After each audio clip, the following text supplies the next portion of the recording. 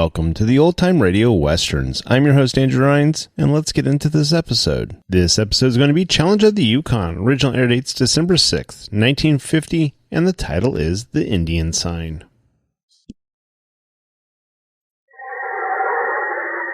Now, as howling winds echo across the snow-covered reaches of the wild Northwest, the Quaker Oats Company, makers of Quaker Puffed Wheat and Quaker Puffed Rice, the delicious cereal shot from guns,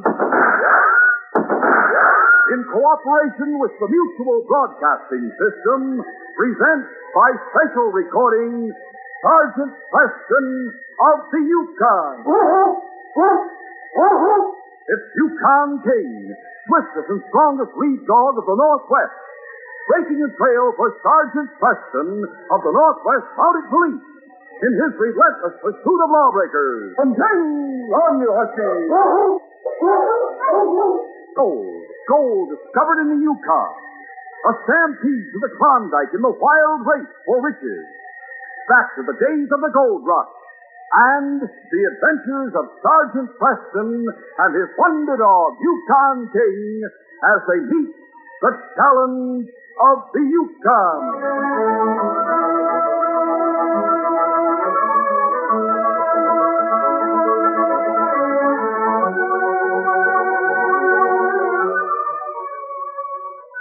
Our adventure will begin in just a moment.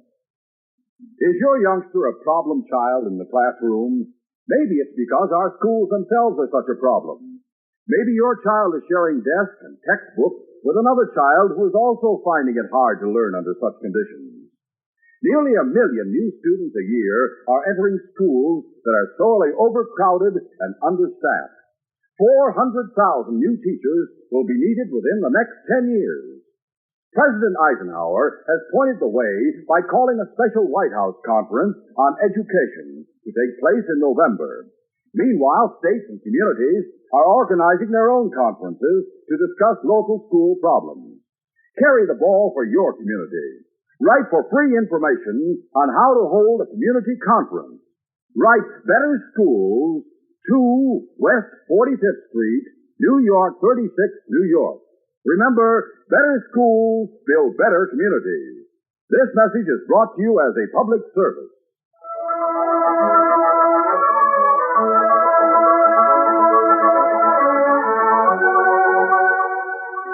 Claire Lawrence and Johnny Train were having supper in Daisy's restaurant on Front Street. For some reason, Johnny didn't seem to have much appetite. What's the matter with you, Johnny? Why, I'm eating your pie. It's good. I know. I'm thinking. About what? You. I've been wondering how many millionaires have asked you to marry them. 3 or 4. And you said no to all of them? Of course. And there's no sense in my asking. Isn't there? Just owning a trading post doesn't put me in the class with a bonanza. You're perfectly correct. If you love me, I Claire, do. And someday I'll marry you. But right now I can't. Why not? It's Neil, Johnny, my brother. You know his temper. Well, you can't blame him for being mad at Ben Macklin the way Ben cheated him. I'd be afraid to leave Dawson. He needs someone to watch out for him, to keep him under control. But if he should ever settle down, if he should ever leave Dawson and go back to the States, why... Claire, you mean it? You will? Someday, Johnny. I promise you. At 2 o'clock that morning, Johnny was harnessing his team in back of the Palace Hotel. The sky was brilliant for the full moon. The northern lights. Dogs were lined up, their faces fastened. And Johnny was just about to step on the runners of the sled when Claire ran around the corner of the hotel. She was dressed for the trail, and she carried a carpet bag. Claire! Johnny, I've changed my mind. You don't mean it. Yes, I'll marry you tonight. How long will it take us to get to the mission? We'll be there before morning. And then we'll go straight on to Tanglewood Creek. Well, I should be getting back to the post, but if you gotta go... No, that's what I want to do. What made you change your mind so suddenly? At supper time, you said you couldn't leave Dawson. That I had to stay here and keep an eye on Neil. But that's all changed. He's leaving Dawson himself. He's going back to the States. I can do as I please, and I want to marry. Oh, honey, you've made me the happiest man in the world. Here, let me take you back. All right. Now climb on board. And don't you worry about your brother. I'm not. The post may be a little lonely, but you learn to love the force, honey.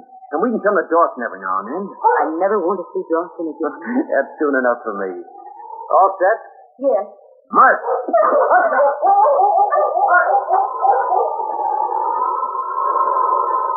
Claire and Johnny were married at the mission and drove on to the trading post in the heart of the northern forest.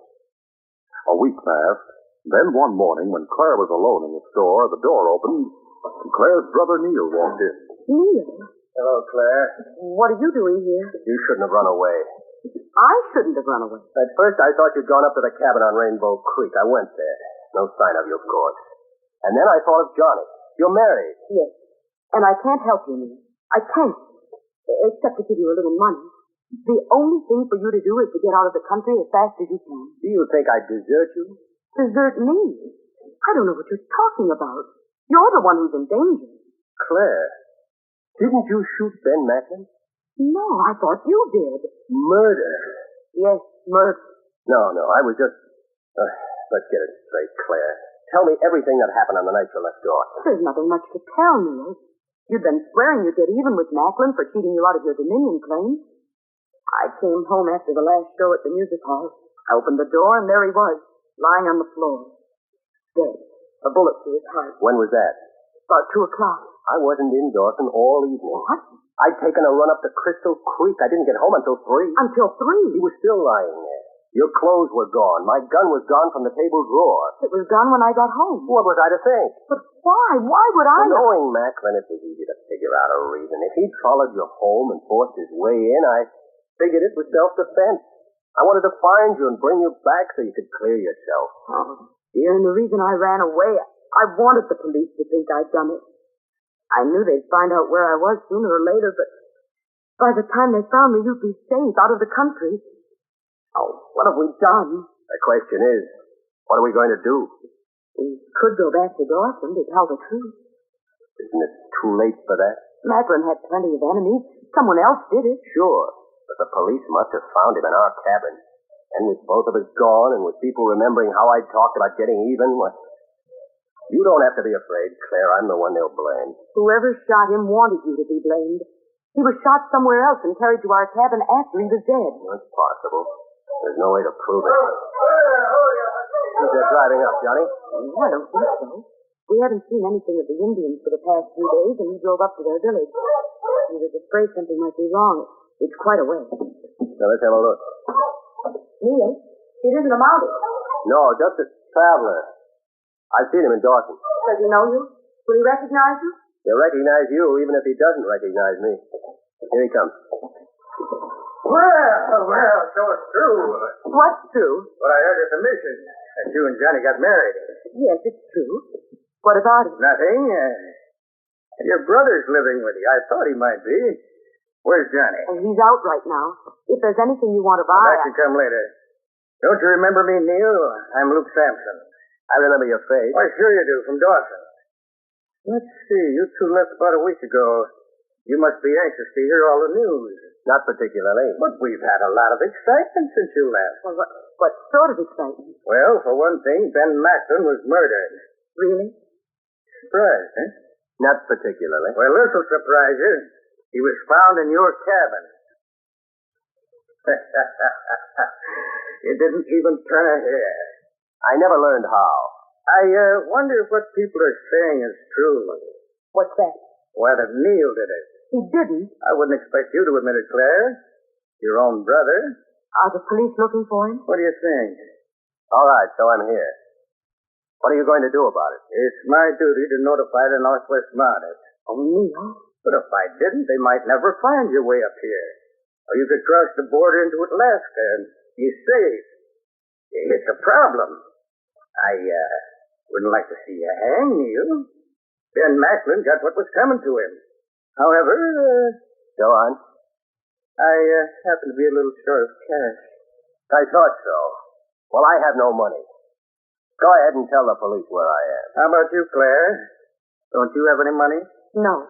Johnny must have plenty in his strong box. Now, what of it? Well? I wouldn't steal if that's what you're driving at. But, Neil, I'm sure that if I explained to Johnny how hard it would be to prove your innocence, he'd be glad Well, sure he would. That's the idea. All I'm asking is $1,000. Blackmail. I happen to be a little short of cash. Look and see who that is, Neil. Johnny. Good. There are two sleds. Why? What's funny? The man on the second sled is a monk. Let me see. It's Sergeant Preston. Yeah. That means you're still safe, Neil. We can still do business. Preston doesn't know anything about Macklin being killed. But he must. He hasn't been in talk. He's been out on a patrol for over a month. We can still do business. I'd like to give myself up just so I could send you to jail for blackmail. No, Neil, don't.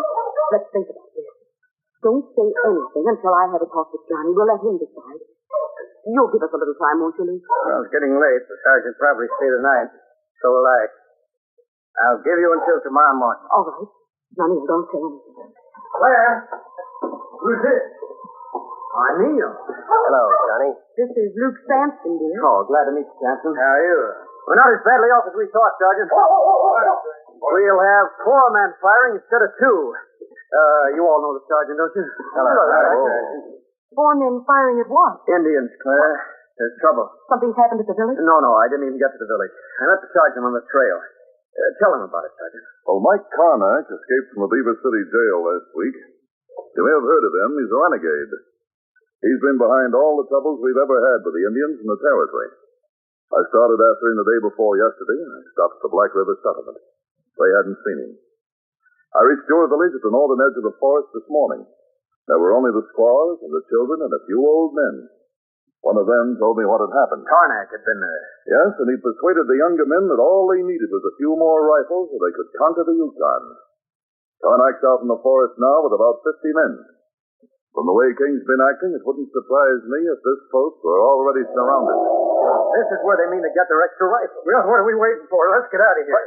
And let them take what they want. Protecting your property is your business. Doesn't have anything to do with me. It has a great deal to do with you. With Carnac in command and plenty of weapons and ammunition, this could turn into a full-scale revolt. Well, let it. I'm leaving. Something hit the door. I'll take a look. Stand back, everybody. The sergeant opened the door a few inches. An arrow was sticking in it. A piece of paper hung from the shaft. The sergeant reached out and pulled the arrow from the wood. Hello? What's the paper? It's an ultimatum from Carnac. Listen. Store is surrounded. Show a white flag and give us all guns and bullets. Nobody will be hurt. If you not surrender, we attack, kill all. Give them the rifle. Not a chance. You want your wife to be killed? I'll worry about that for myself, thank you. Claire, We'll fight. Of course we'll fight. We have no choice. Carnac wouldn't keep his promise to spare our lives. And there's no chance of escaping, Samson, not now. Whether you like it or not, you'll have to fight with us. Fight for your life.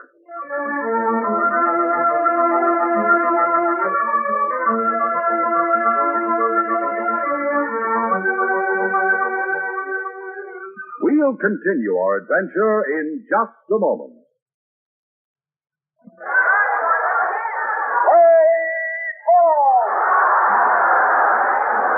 Say, have you had the thrill lately of being right there in the ballpark when the leadoff man steps up to the plate? Have you been there to see the star players in person, see them wallop home runs, see the exciting double plays? Well, don't miss the fun another day. Come out to the ball game as guest of a major or minor league team. Walk right through the gate free if you are 12 years or younger and bring mom or dad or another paying adult. Yes, you can get a free baseball ticket. No mailing, no waiting. It's right inside a package of Quaker Puff wheat or Quaker Puff rice or Muffet shredded wheat. Or buy Quaker Paco 10 and get 2 free baseball tickets. Names of teams and dates are on every ticket. Hurry to get your free baseball tickets in the special package of Quaker Puff wheat or rice, Muffet shredded wheat, or Quaker Paco 10.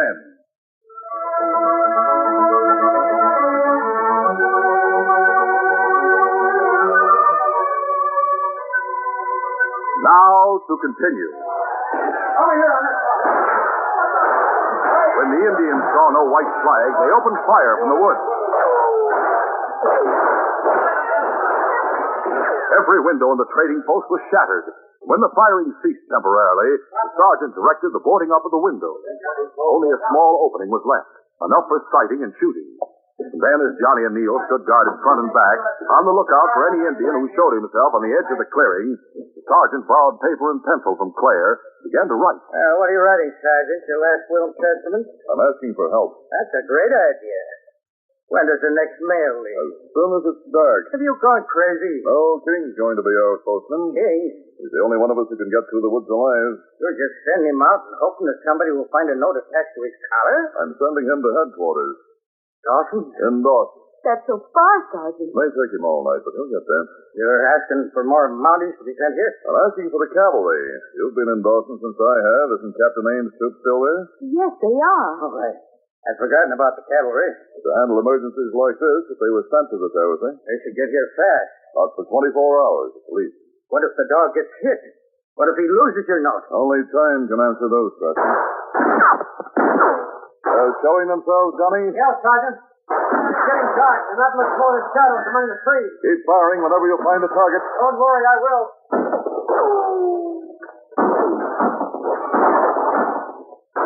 Half an hour later, it was completely dark. The moon had not risen yet, and the nightly display of the northern lights hadn't begun. Sergeant Preston tied his note securely to King's collar, and he was just about to let him out when both Johnny and Neil sounded the alarm. Here he comes!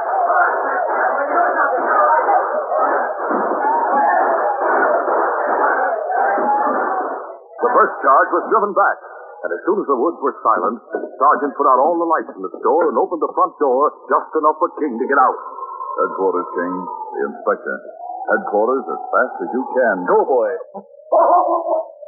Though the night was dark as pitch, King kept close to the ground until he reached the woods. He understood his mission. He was carrying a message to headquarters, and he must get there as quickly as possible.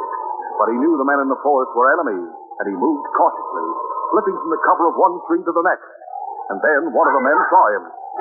The Indian thought he was a wolf and leveled his rifle. King was off at top speed before the shot. The bullet hit a tree directly behind him. He ran on through the forest.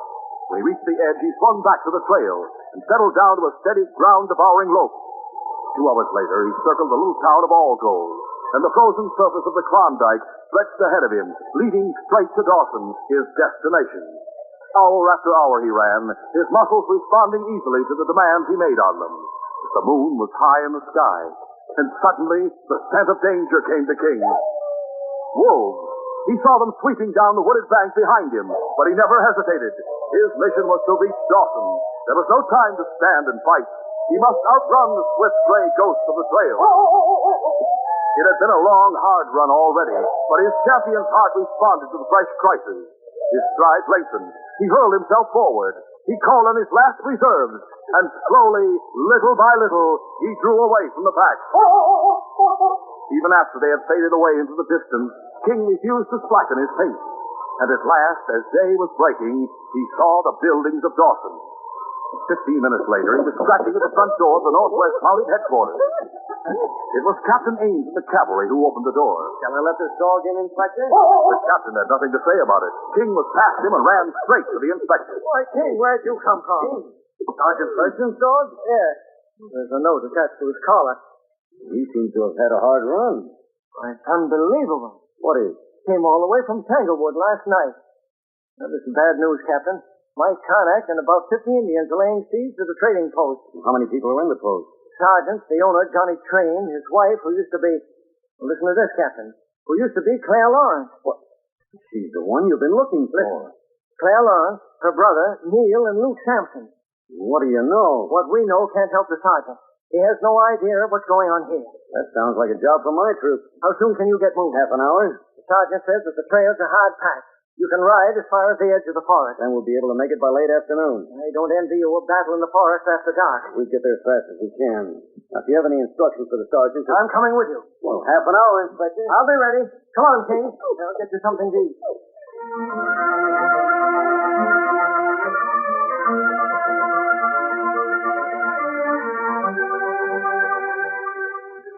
We'll continue our adventure in just a moment. You should have been at the ball game today. I saw 3 home runs. And guess what? I got one of the home run balls. Fellas and girls, why don't you get a free baseball ticket? It's easy. Come out to the ball game as guest of a major or minor league team. Your free ticket is waiting for you right now inside packages of Quaker Puff Wheat, Quaker Puff Rice, Muffet Shredded Wheat, and Quaker Pack-O-Ten, which has 2 free baseball tickets. Yes, if you are 12 years or younger, just bring mom or dad or another paying adult and see wonderful major or minor league baseball games free. Names of teams and dates are on every ticket. Get as many free tickets as you want. No mailing, no waiting. When Mom buys breakfast cereal, just be sure she gets the kind with a free baseball ticket inside. That's Quaker Puff Wheat and Rice and Muffet Shredded Wheat. You get 2 free baseball tickets inside Quaker Pack-O-Ten. So don't miss out another day. See the star players wallop those home runs.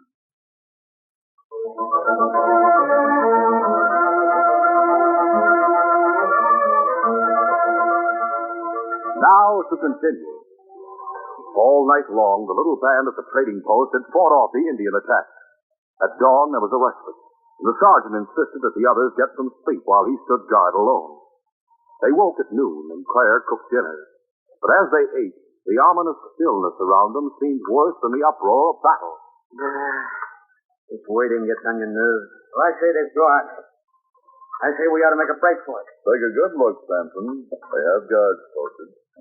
What do you think, Sergeant? Will they wait until it's dark before they attack again? Yes, they can't have much ammunition left. Then all we have to do is drive them back a few more times. I believe that Karnak will gamble everything on the next attack. He'll drive them on until they reach the door and break it in. Is there any chance of the cavalry getting here before it gets dark? A chance. We can hope. But hope grew faint as the sun set, and the shadows of the great pines lengthened across the clearing. Hardly a word was spoken inside the post.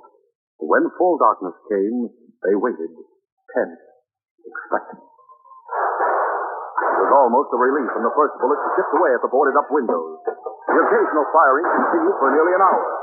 Then there was another lull. It won't be long now. It was then they heard a dog barking at the front door. Quickly, the sergeant opened it, and King slipped inside. Sing, old boy. Come back. Hey, you never got the dog. Your note's still attached to his collar. We'll see. This isn't my note. It's from Captain Ames. What did he say? We're leaving our horses on the edge of the forest.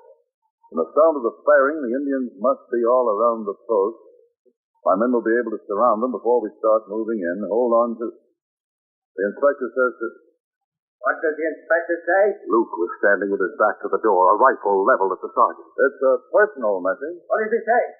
From the looks of that gun, I think you know what the message is. And since you know, I may as well tell the others. Sampson is wanted for the murder of Ben Macklin. Sampson? Are you sure? You fool. Yes, I killed him. With any luck at all, I'd have gotten away with it. And you two would have been blamed. Sergeant, we thought we were being blamed for it. You were at first. The Indian who saw me waited 2 days before he went to the police. But I was warned, and I got out of Dawson ahead of him. I found out about Claire marrying Johnny at the mission. I came here. With any luck, I'd have gotten the money to make a real getaway. Those Indians outside had to spoil it. The Indian sign seems to have been on you from the beginning. The Indian sign's on you too, all of you. You got it all figured out. So have I, Luke. There's no chance of your escaping. If you got past the Indians, you'd be stopped by the troopers. They all know you're wanted for murder. I said I've got it all figured out, Monty. When the Indians realize the troopers have surrounded them, they'll forget about the post. They'll run, and I'll run with them. It's dark out there in the forest. You're not leaving here. You won't be able to stop me. I'm going to shoot all 4 of you. Right now. Get it over with. At that moment, the Indians attacked the post. For a split second, Luke turned his head toward the door, and the sergeant stepped forward. His fist cracked against Luke's jaw, and the killer dropped to the ground. Hurry up, postman. The sergeant picked up Luke's rifle and hurried to the window. Johnny and Neil followed the sergeant's example. Even Claire picked up a rifle and began firing at the Indians as they rushed across the clearing. Many of them dropped to the ground, but a few reached the door. It was impossible to get a bead on them from the window. Hurry. I'll load cases against the door. Hurriedly, the sergeant, Johnny, and Neil built up a barricade. The door was beginning to give when new shouts were heard outside. The troopers had reached the clearing, and the Indians fled in panic, trying to get past them and into the forest. Sergeant, it's all over. We'll wait a few minutes before we decide that. It wasn't all over by any means. Luke Sampson had regained consciousness, and behind the backs of the others was creeping toward the counter, where there were several loaded rifles. He reached out for one of them and grasped it firmly. At that moment, King saw him. The great dog leaps and knocks the gun out of his hand. King. We'll make sure he doesn't try that again. Get up, Samson. All right, hold it. I should have put these handcuffs on you before. You're under arrest. They're at the door again. Open up. That's an aim. Just a moment. Come on, men. The barricade was removed and the door was open. How are you, Chief? All pleasant to accounted for, Captain. How's the roundup going? finished. You have Carnac? Oh, yes. Well, I see that you have Samson. Good work, Sergeant. Hello, Inspector. Inspector, would you mind telling us everything that happened? How we were cleared, how you and your sister should never have run away. I know, but the appearance, they never did add up to evidence. There were tracks in the snow which proved that Macklin had been dragged inside after he was shot. The tracks led us to where the shooting had taken place, more than 100 yards away. If you had killed him, Neil, you'd have found some other place to hide the body. Has Sampson made a confession, Sergeant? Yes, sir. I deny it. It doesn't matter. We have enough evidence for a conviction. If you don't mind, Captain, I'd like to question Connor. Right. Sergeant, you saved our lives tonight. Seems to me King did that. He certainly did. Neil and Johnny and I are grateful and... Oh, dear, what can one say at a time like this? Well, you and your brother are cleared of all suspicion. The post is safe. Carnac and Sampson are on their way to jail. I'm very happy to say that as far as we're concerned, this case is closed.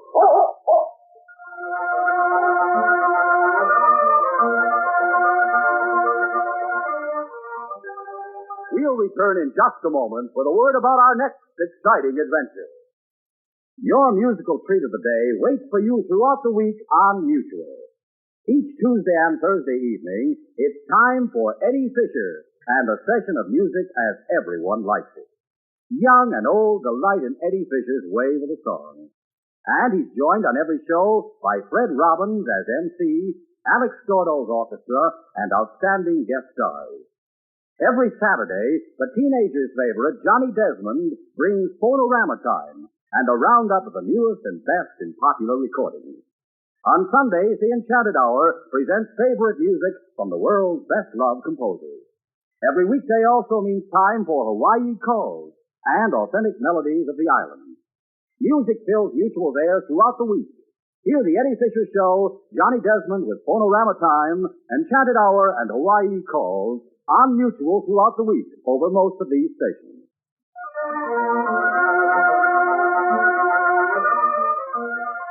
Two men, Wally and Dell, have planned a murder, knowing someone else will be blamed.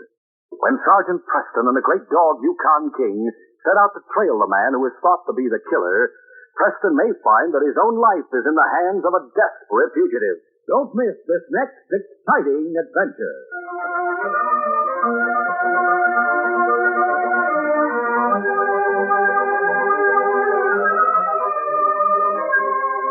These Sergeant Preston of the Yukon Adventures are brought to you every Monday through Friday at this time by the Quaker Oats Company, makers of Quaker Puff Wheat and Quaker Puff Rice, the delicious cereals shot from guns. By special recording in cooperation with the Mutual Broadcasting System. They are a copyrighted feature of Sergeant Preston of the Yukon Incorporated. Created by George W. Trendle, produced by Trendle Campbell Muir Incorporated, and directed by Fred Flowerday. The part of Sergeant Preston is played by Paul Sutton.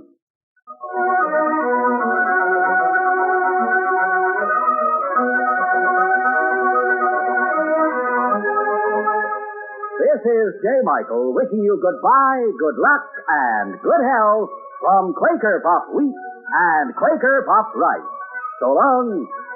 This is Mutual, Radio Network for all America.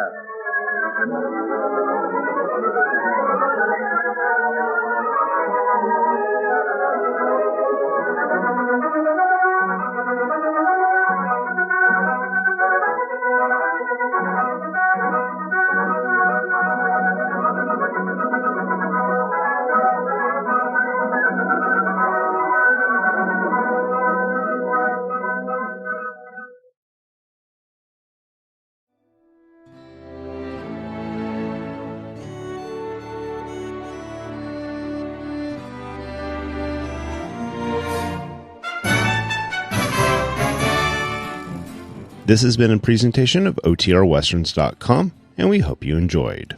Please take some time to like and rate our shows in your favorite podcast application. Follow us on Facebook by going to OTRWesterns.com/Facebook. Subscribe to our YouTube channel by going to OTRWesterns.com/YouTube. And send us an email, podcast@OTRWesterns.com. You can call and leave us a voicemail, 707-986-8739. This episode is copyright under the Attribution Non-Commercial Share-alike copyright. For more information, go to OTRWesterns.com/copyright. Have a great day, and thanks for listening.